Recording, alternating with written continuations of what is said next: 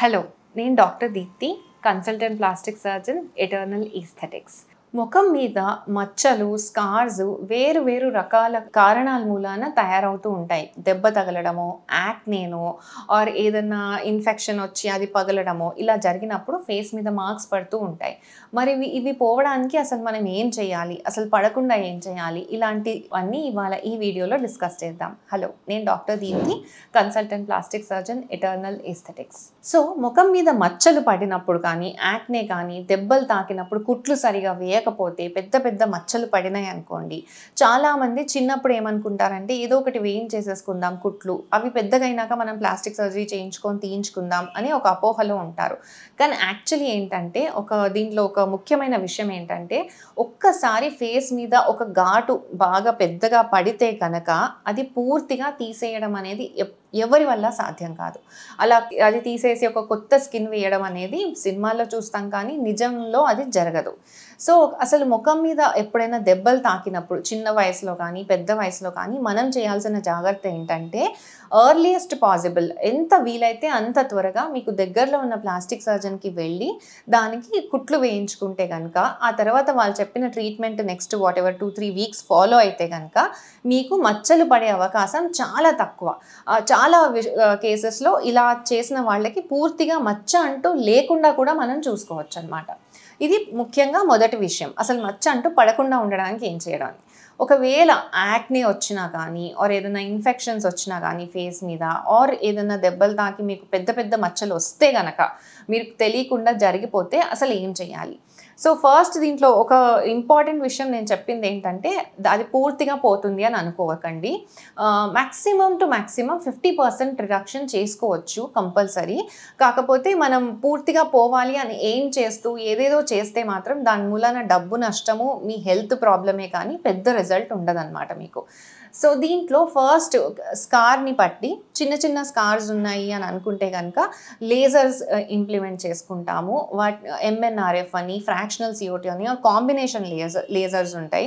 ఇవన్నిటితోటి మనం ఆ స్కార్ని మళ్ళీ రీమోడలింగ్ ఫేస్కి ఎంటర్ చేస్తామన్నమాట. అంటే ఏదైతే స్కార్ ఒకటి పడిపోయిందో స్కిన్ని, మళ్ళీ దాన్ని కొత్తగా హీల్ అవ్వడానికి ట్రిగర్ చేస్తామన్నమాట. సో ఈ హీలింగ్ ప్రాసెస్లో మనం దాన్ని నార్మల్గా హీల్ అయ్యేలాగా ట్రైన్ చేస్తాం. క్రీమ్స్ తోటి వాటితోటి మళ్ళీ కొంచెం బెటర్గా హీల్ అయ్యేలాగా ట్రైన్ చేస్తాం. ఇది ఒక పద్ధతి. కొన్ని పరిస్థితుల్లో PRPs ఆర్ మరీ పెద్దగా మొండిగా అయిపోయిన స్కార్ ఉంటే కనుక దాంట్లో మైల్డ్గా స్టెరాయిడ్ ఇంజెక్షన్స్ ఇట్లా ఇచ్చుకుంటే కనుక ఆ స్కార్ మెత్తబడి మనకి హీలింగ్ ప్రాసెస్ అనేది రీఇనిషియేట్ అయితే కనుక చూడడానికి స్కార్ అపియరెన్స్ బాగుంటుంది. చాలామందికి పెద్ద పెద్ద స్కార్స్ ఇట్లా హార్ట్ సర్జరీస్ తర్వాత కానీ ఆర్ కొన్ని ఫేస్ మీద కొన్ని బోనీ ప్రామినెన్సెస్ మీద పెద్ద పెద్ద స్కార్స్ పడితే కనుక అవి వాళ్ళకి ఇచ్చింగ్ సెన్సేషన్స్ ఉండి అది అలా కూడా ఇబ్బంది పెడుతూ ఉంటాయి. అలాంటప్పుడు ఈ స్టెరాయిడ్ ఇంజెక్షన్స్ ఆర్ ఈ క్రీమ్స్, కొన్ని రకమైన హైడ్రేషన్ క్రీమ్స్ ఉంటాయి. ఇవన్నీ రెగ్యులర్గా డాక్టర్ చెప్పినట్టు వాడుతూ ఉంటే స్కార్ మెత్తబడి మీకు అట్లీస్ట్ ఆ డిస్కంఫర్ట్ అనేది లేకుండా ఉంటుంది. సో ఈ లేజర్స్ ఇంకొక ముఖ్యమైన విషయం ఏంటంటే, చాలామంది నేను 5 సెషన్స్ చేయించుకున్నా, 6 సెషన్స్ చేయించుకున్నా అయినా పెద్ద డిఫరెన్స్ రాలేదు అంటారు.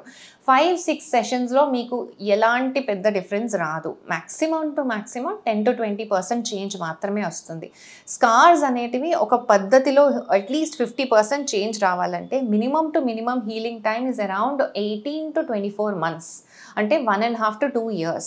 అంత మనీ అండ్ టైం ఇన్వెస్ట్ చేసే ఇంట్రెస్ట్ ఉంటేనే అసలు మొదలు పెట్టండి. అది ముఖ్యంగా చూసుకోవాలన్నమాట. తర్వాత పెద్ద పెద్ద స్కార్స్ ఉన్నాయనుకోండి, బాగా పెద్దగా ఫేస్ మీద చాలా ఆడ్గా ఆర్ ఫేషియల్ ఎనాటమీ అంటే కుట్లు వేసేటప్పుడు ఒకవేళ వాళ్ళు ఐబ్రో అలైన్మెంట్ చూసుకోకుండా వేసినా కానీ ఆర్ నోస్ అలైన్మెంట్ చూసుకోకుండా, లిప్ అలైన్మెంట్ చూసుకోకుండా వేసినా కానీ ఇలాంటి మేజర్ ప్రాబ్లమ్స్ ఉంటే కనుక అలాంటి వాళ్ళకి ఆ స్కార్ రివిజన్ అంటాం. దాన్ని కట్ చేసేసి ఆ స్కార్ని మళ్ళీ అక్కడ కొత్తగా వూండ్ క్రియేట్ చేసి ఈసారి మేము ఫైన్గా కుడతామన్నమాట. అది కూడా కొత్త స్కారే, కానీ మీకు ఫ్యూచర్లో వచ్చే స్కారు ఈ ప్రీవియస్ స్కార్ కన్నా చాలా బెటర్గా ఉంటుంది చూడటానికి. ఈ ప్రాసెస్లో కూడా మీకు స్కార్ హీలింగ్ అయిపోయి మంచి ఫైన్ లుకింగ్ స్కార్ రావాలంటే రఫ్గా అరౌండ్ 1 to 1.5 years పడుతుంది హీలింగ్ టైం. కాకపోతే ఖచ్చితంగా మీకు బెటర్ ఇంప్రూవ్మెంట్ ఉంటుంది. ఈ టైం అనేది మీరు కంపల్సరీ స్కార్ హీలింగ్లో ఇన్వెస్ట్ చేయాల్సిందే.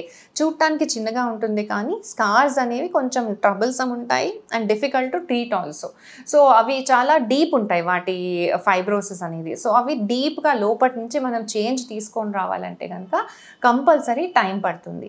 ఇదంతా కాకుండా ఒకవేళ మీకు యాక్నే స్కార్స్ పడిపోయినా కానీ ఆర్ పెద్ద పెద్ద స్కార్స్ ఉంటే కనుక మీరు ఒకవేళ డాక్టర్ దగ్గరికి వెళ్ళి ఇంత టైం ఇంత మనీ ఇన్వెస్ట్ చేసే పరిస్థితి లేకపోతే మాత్రం కంపల్సరీ ఒక్క విషయం గుర్తుపెట్టుకోండి. స్కార్ హీలింగ్లో the most important part is hydration.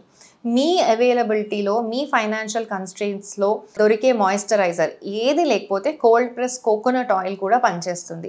కాకపోతే ఇక్కడ ఓన్లీ ముఖ్యమైన విషయం ఏంటంటే నెంబర్ ఆఫ్ అప్లికేషన్స్. ఒక డేలో రఫ్గా అరౌండ్ 4 to 5 times అప్లై చేయాల్సి ఉంటుంది అండ్ ప్రతిసారి చిన్నగా మసాజ్ చేయాల్సి ఉంటుంది. దిస్ బ్లడ్ సర్క్యులేషన్ ఇంప్రూవ్ చేసి స్కార్ని బెటర్గా చేస్తుంది. అండ్ ఇది ఎన్నాళ్ళు చేయాలి అనేది క్వశ్చన్. రఫ్గా అరౌండ్ 1 to 1.5 years.